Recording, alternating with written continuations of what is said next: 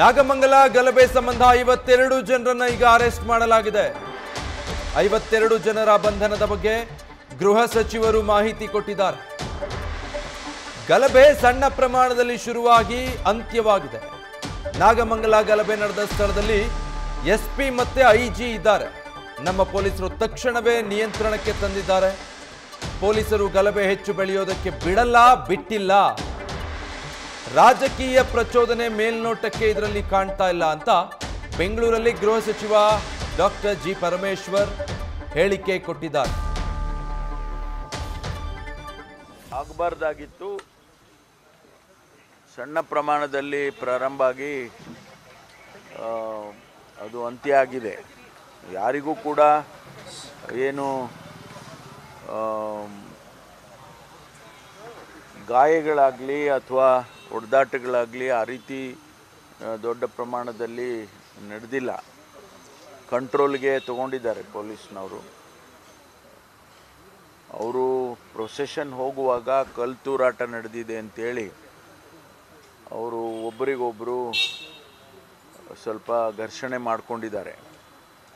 ಆನಂತರ ಎಲ್ಲವೂ ಸಾಲ್ವ್ ಆಯಿತು ಅಂಥೇಳಿ ಹೋಗುವಾಗ ಕೆಲವರು ಮೋಟ್ರ್ ಬೈಕ್ಗಳಿಗೆ ಬೆಂಕಿ ಇಟ್ಟು ಅಂಗಡಿಗಳಿಗೆ ಬೆಂಕಿ ಹಾಕಿ ಅದೆಲ್ಲ ಮಾಡಿದ್ದಾರೆ. ಅಷ್ಟರಲ್ಲಿ ಪೊಲೀಸ್ನವರು ಹಿಂದೆ ನಾಗಮಂಗಲದಲ್ಲೂ ಒಂದು ಹಿಂದೂ ಮುಸ್ಲಿಂ ಗಲಾಟೆ ಆಗಿದೆ, ಬೆಳ್ಳೂರಿನಲ್ಲೂ ಆಗಿದೆ. ಆ ಎರಡು ಇನ್ಸಿಡೆಂಟ್ ಆದಮೇಲೆ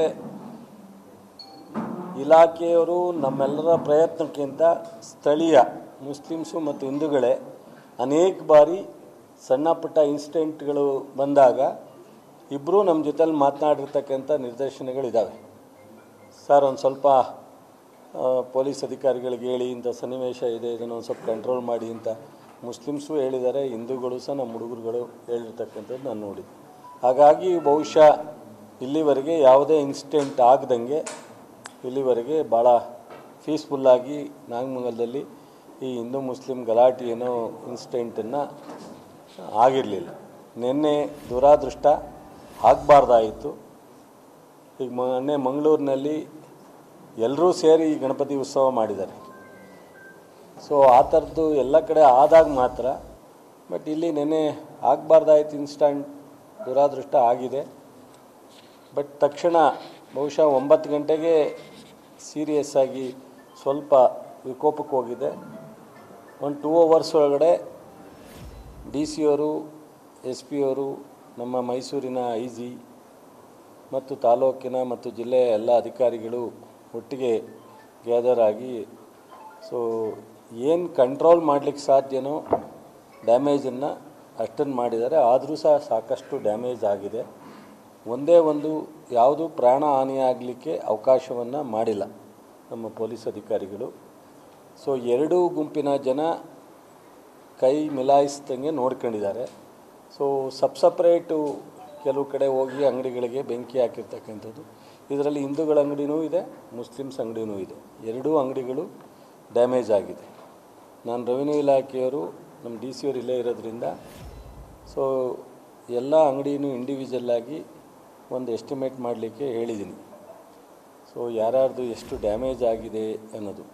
ಬೈಕ್ಗಳು ಸ್ವಲ್ಪ ನಮಗೆ ಯಾರ್ದು ಏನು ಅಂತ ಪೂರ್ತಿ ಬರ್ನ್ ಆಗಿರೋದ್ರಿಂದ ಕೆಲವೊಂದು 7-8 ಸ್ವಲ್ಪ ಡ್ಯಾಮೇಜ್ ಆಗಿದೆ. ಅವರಾಗಿ ಬಂದು ಅಲ್ಲಿ ಇಲ್ಲಿ ನಿಲ್ಲಿಸಿದ ಬೈಕಿಗೆ ಬೆಂಕಿ ಹಾಕಿರೋದ್ರಿಂದ ಇಂಥವ್ರದ್ದೇ ಬೈಕು ಅಂತೇಳಿ ಐಡೆಂಟಿಫೈ ಮಾಡಲಿಕ್ಕೆ ಕಷ್ಟ ಆಗ್ತಾಯಿದೆ. ಅದೊಂದು 2-3 ದಿವಸ ಟೈಮ್ ತೊಗೊಳುತ್ತೆ.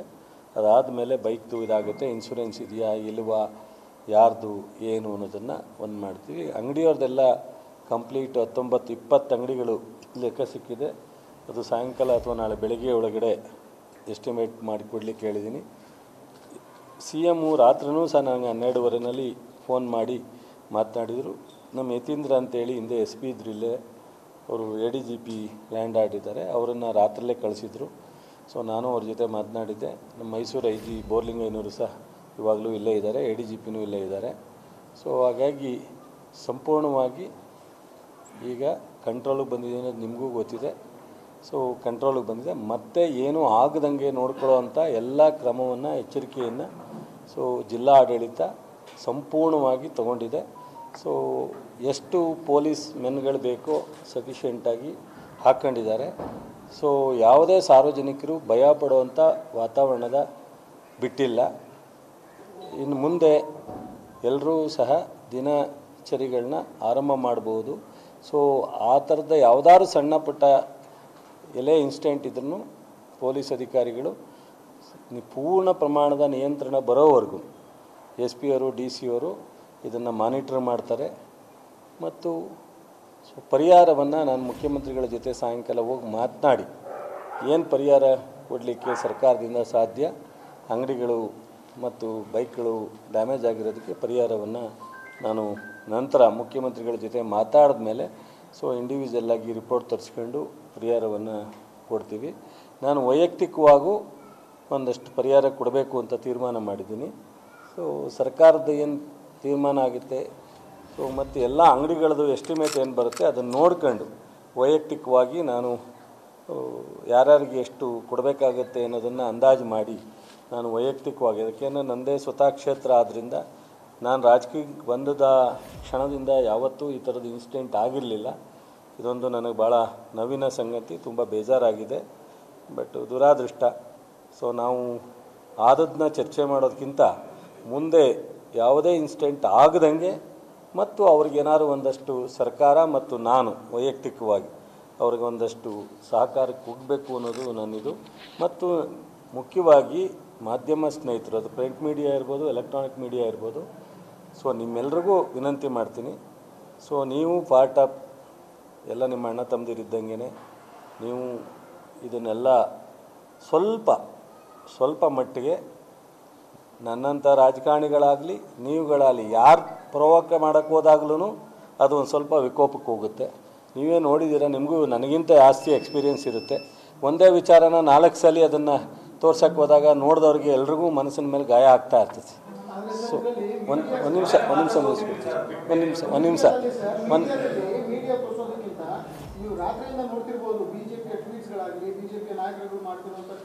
ನಾನು ಹೇಳ್ತೀನಿ ಒಂದು ಕೋಮಿನ ಜನರು ಇನ್ನೊಂದು ಕೋಮಿನ ಜನರ ಮೇಲೆ ಬೆಂಕಿ ಹಚ್ಚಿದ್ರು ಅಂತ. ಆದ್ರೆ SP ಅವರೊಂದು ಒಳ್ಳೆ ಕೆಲಸ ಮಾಡಿದ್ದಾರೆ ಅಂತ ಬೈಟ್ ಕೊಟ್ಟು ಅವರು ಹೇಳಿರೋದು, ಈ ಗಲಾಟೆ ನಡೆದ ನಂತರದಲ್ಲಿ ಅಲ್ಲಿ ಹೋಗಿ ನಾವು ಶಾಂತಿ ಸಂದರ್ಭನ ಮಾಡಿದ್ವಿ, ಆದ್ರೆ ಮುಂದೆ ಹೋಗುವಂತ ಸಂದರ್ಭದಲ್ಲಿ ಕಲ್ಲು ಹೊಡೆದಿರುವಂತ ಪ್ರಯತ್ನ ಆಗಿದೆ, ನಾವು ಡಿಸ್ಕಸ್ ಮಾಡಿದ್ವಿ ಅಂತ ಹೇಳಿ. ಇಲ್ಲಿ ನಾನು ಬೆಳಗ್ಗೆ ಬೆಂಗಳೂರಿನಲ್ಲಿ ನನ್ನ ಮನೆ ಹತ್ರ ಹೊರಡ್ಬೇಕಾದ್ರೆ ಮೀಡಿಯಾದವ್ರು ಬಂದಿದ್ರು. ಹೇಳಿದೆ, ಇಲ್ಲಿ ಯಾವುದೇ ಒಂದು ಕೋಮಿಗೆ ನಾವು ಪ್ರಾಮುಖ್ಯತೆ ಕೊಡ್ತಕ್ಕಂಥ ಪ್ರಶ್ನೆ ಇಲ್ಲ. ಸ್ಪಷ್ಟವಾಗಿ ನಾವು ಎಲ್ಲರೂ ಒಂದೇ. ಯಾರಿಗೆ ಡ್ಯಾಮೇಜ್ ಆಗಿದೆ ಅವ್ರಿಗೆ ರಕ್ಷಣೆ ಮಾಡ್ತಕ್ಕಂಥದ್ದು, ಅವ್ರಿಗೆ ಒಂದಷ್ಟು ಪರಿಹಾರ ಕೊಡ್ತಕ್ಕಂಥದ್ದು, ಮುಂದೆ ಯಾವುದು ಅನಾಹುತ ಆಗದಂಗೆ ನೋಡ್ಕೊಳ್ತಕ್ಕಂಥದ್ದು ನಮ್ಮ ಈ ಸರ್ಕಾರದ ಇಲಾಖೆಯ ಜಿಲ್ಲಾಡಳಿತದ ನನ್ನ ವೈಯಕ್ತಿಕವಾದಂಥ ಎಲ್ಲ ಜವಾಬ್ದಾರಿ. ಈಗೇನಾಗುತ್ತೆ, ಸೋಷಿಯಲ್ ಮೀಡಿಯಾ ನಿಮ್ಮನ್ನು ಒಂದು ರೀತಿ ನಾವು ರಿಕ್ವೆಸ್ಟ್ ಮಾಡ್ಬೋದು, ಜನರ ಅನಾಹುತ ತಪ್ಪಿಸ್ಲಿಕ್ಕೋಸ್ಕರ ನಿಮ್ಮ ಸಹಕಾರವನ್ನು ಕೋರ್ಬೋದು. ಸೋಷಿಯಲ್ ಮೀಡಿಯಾ ಯಾರ ಕಂಟ್ರೋಲು ಇಲ್ಲ, ಯಾರ ಕೈಯಲ್ಲಿ ಫೋನ್ ಇರುತ್ತೆ, ಯಾರ ಕೈಗೆ ಮೆಸೇಜ್ ಬರುತ್ತೆ, ಅದೆಲ್ಲೆಲ್ಲೋ ಹೋಗ್ತಾ ಇರ್ತದೆ. ಇದು ಸೋಷಿಯಲ್ ಮೀಡಿಯಾದ ಟೈಮ್, ಕೆಲವು ಏನೂ ಮಾಡೋಕ್ಕಾಗಲ್ಲ. ಆದರೂ ಸಹ ಹಂಗಂತೇಳಿ ನಾವು ಸಹ ಸೋಷಿಯಲ್ ಮೀಡಿಯಾದಲ್ಲಿ ಓಡ್ತಾ ಇದೆ ಅಂತೇಳಿ ನಾವು ಸುಮ್ಮನೆ ಕೂರ್ಲಿಕ್ಕಾಗಲ್ಲ. ಸ್ವಲ್ಪ ಅಟ್ಲೀಸ್ಟ್ ವಾಸ್ತವ ಸತ್ಯವನ್ನು, ಈಗ ಪೀಸ್ಫುಲ್ ಆಗಿರತಕ್ಕಂಥ ಸತ್ಯ ಅಲ್ಲ. ನ್ಯೂಸ್ ಫಸ್ಟ್ ನಿರ್ಭೀತಿಯಿಂದ ನಿಮ್ಮ ಪರವಾಗಿ.